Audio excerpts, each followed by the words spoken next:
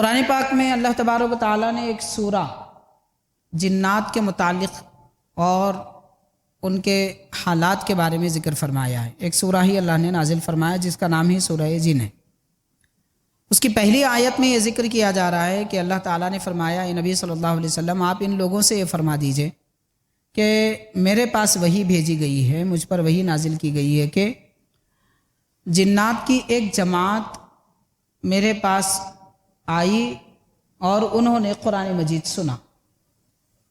دراصل اس کی تفصیل مختصر انداز میں یہ ہے کہ حضور نبی کریم صلی اللہ علیہ وسلم قرآن پاک کی تلاوت فرما رہے تھے رات کے وقت میں، تو وہاں سے جنات کے چند لوگوں کا گزر ہوا اور وہ زمین پر اتر آئے، پیارے نبی صلی اللہ علیہ وسلم کا کلام مجید سنا اور قرآن پاک ان کے دل پر ایسا اثر کر گیا کہ وہ اپنے قبیلے کی طرف واپس لوٹ گئے اور ایک بڑی جماعت جنات کے لے کر پھر دوبارہ آئے اور سارے کے سارے مل کر حضور کی خدمت میں پیش ہو کر ایمان لائے، اسلام قبول کیا اور کہا کہ آپ کے قرآن پاک پڑھنے کا اثر ہمارے دل پہ ایسا ہوا کہ ہم نے کفر و شرک، بت پرستی اور گناہ چھوڑ دیے۔ تو حاضرین، اس آیت پاک سے اور حدیث پاک سے یہ معلوم ہوتا ہے کہ جنات حضور نبی کریم صلی اللہ علیہ وسلم کی خدمت میں حاضر ہو کر ایمان لایا کرتے تھے اور نبی پاک صلی اللہ علیہ وسلم سے تعلیم حاصل کیا کرتے تھے۔ تو غور کرنے کی بات یہ ہے کہ پیارے آقا صلی اللہ علیہ وسلم کے قرآن مجید پڑھنے کا اثر، قرآن شریف سننے کا اثر جنات کے دل پر ایسا ہوا کہ وہ ایمان قبول کر لیے، بت پرستی چھوڑ دی۔ لیکن افسوس کی بات ہے کہ آج ہم 5 وقت کی نمازوں میں قرآن پڑھتے ہیں، نماز تراویح میں قرآن سنتے ہیں، ایسے بھی قرآن مجید پڑھتے سنتے ہیں، مگر نہ ہمارے اخلاق اور کردار میں کوئی تبدیلی آتی ہے، نہ ہماری زبان اور بول چال میں کوئی تبدیلی آتی ہے، اور نہ ہی کمائی وغیرہ کے ذریعے میں ہماری کوئی تبدیلی آتی ہے۔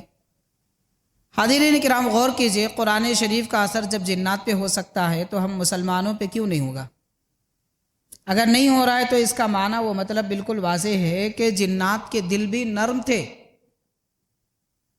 لیکن ہمارے دل سخت ہو چکے ہیں، اسی لیے قرآن پاک کی تلاوت یا اس کے سننے کا ہمارے دل پہ اثر نہیں ہوتا۔ اللہ تبارک و تعالیٰ نے سورہ رحمان میں تقریباً 2 جگہ جن کا ذکر فرمایا لم یطمثہن انس قبلہم ولا جان، یعنی جنت میں جو حوریں ہوں گی وہ ایسی ہوں گی کہ نہ کوئی انسان ان کے قریب ہوا ہوگا نہ کوئی جن ان کے قریب ہوا ہوگا، ایسی پاک حوریں جنتیوں کو دی جائیں گی۔ اور ایک جگہ قرآن پاک میں اللہ تبارک و تعالیٰ نے فرمایا سورہ رحمان میں، یا معشر الجن والانس ان استطعتم ان تنفذوا من اقطار السماوات والارض فانفذوا لا تنفذون الا بسلطان، یعنی انسان اور جنات کی اے گروہ، اگر تم اتنی طاقت رکھتے ہو کہ زمین اور آسمان کے دائرے سے نکل جاؤ تو نکل کر بتاؤ،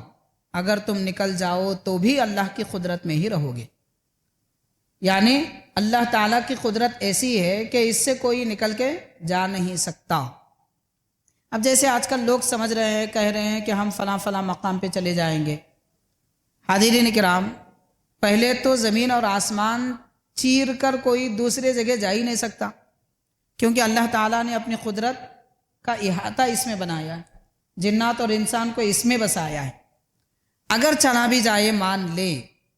تو بھی وہ اللہ ہی کی قدرت ہے۔ اللہ تعالیٰ کی قدرت، اس کے احاطے سے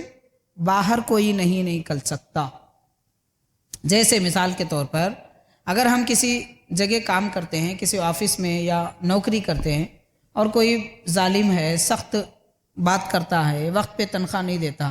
تو ہم اس سے چھٹکارا پا کے نکل جا سکتے ہیں۔ بڑے مہربان ماں باپ ہوتے ہیں اپنی اولاد پر، لیکن اولاد ماں باپ کی مہربانی کے دائرے سے بھی نکل جاتے ہیں۔ میں گھر سے بیزار ہو گیا اس لیے نکل گیا، فلاں ہو گیا، یہ باتیں کرتے ہیں۔ لیکن اللہ تعالیٰ کی قدرت سے کوئی نکل نہیں سکتا، کچھ بھی کوشش کر لو، نکلنے والے نہیں، مریں بھی تو نہیں نکلیں گے۔ آخری کام ہم کیا کر سکتے ہیں؟ مر جائیں، مریں گے بھی تو اللہ ہی کی قدرت میں ہے، وہاں پھر الگ دنیا ہے، وہ بھی اللہ تعالیٰ کی قدرت میں۔ تو اللہ تعالیٰ اس بات کو سمجھانے کے لیے، اپنی قدرت بتانے کے لیے انسان اور جنات دونوں کا ذکر فرمایا، یعنی انسان کی طرح جن بھی ایک مخلوق ہے جو انسان کو نظر نہیں آتی۔